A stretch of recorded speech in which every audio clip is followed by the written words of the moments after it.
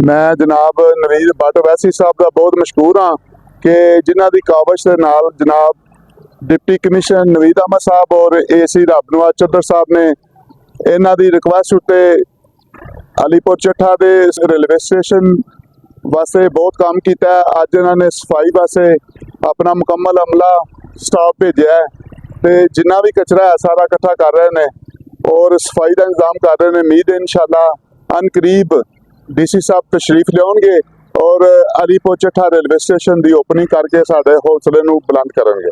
जिस तरह भी है ना तुसीं क्या फीसर जिहड़े ब्यूरोक्रेसी कोई भी कमजोर नहीं माड़ी नहीं होंदी, लेकिन एक उन्होंने गोशवार करते हैं। असीं एक टीम गए सां, उन्होंने गोशवार किया कि साडा हाल को नहीं कचरा कुंडी का एक मंजर पेश करता पाया। तो मेरे ख्याल है AC रब नवाज साहब भी जो वादे किए तकरीबन वो भी पाया तकमीत जा रहे हैं।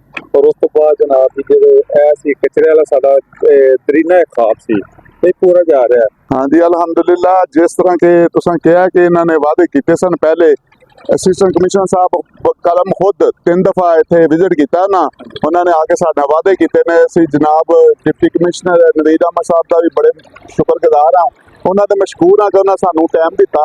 असीं जाके उन्होंने रिक्वेस्ट की, उन्होंने साड़ी रिक्वेस्ट के उत्ते उन्होंने फौरन ही अमला अपना भेज के ते साड़ी हौसला अफजाई की और पंजाब सुथरे दे मुकम्मल तमीद करदा हाँ उन्हें साडे नाल तामन किया है।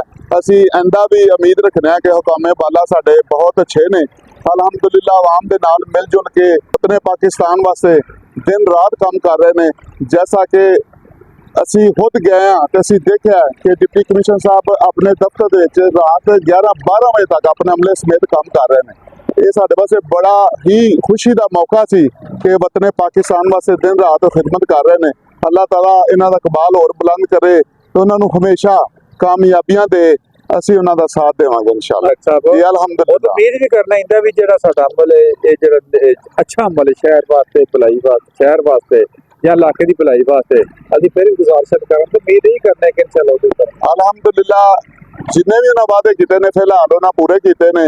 असी बहुत ही उन्होंने मशहूर हाँ कि उन्होंने हर काल के उत्ते साडे काम की अप्रीशिएट किया सानू ते उन्होंने साडे नाल तामन किया है। असी उन्होंने बहुत बहुत ज़्यादा मशहूर हाँ। अल्लाह ताला और ज़्यादा उन्होंने कामयाबियां दे और इज्जत नाल नवाजे उन्होंने। बहुत शुक्रिया।